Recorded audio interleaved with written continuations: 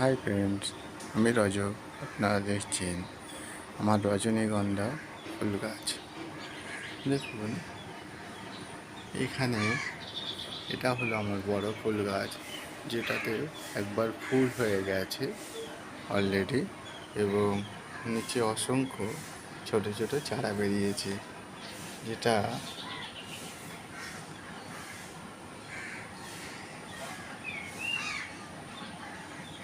দেখুন অসংখ্য ফুল গাছ। এখন প্রাচ্ছি রজনীগন্ধার চারা।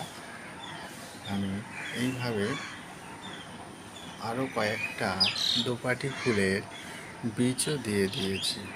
একটু বড় হতেই আমি ঠিক অন্য পাত্রে আবার ট্রান্সফার করব।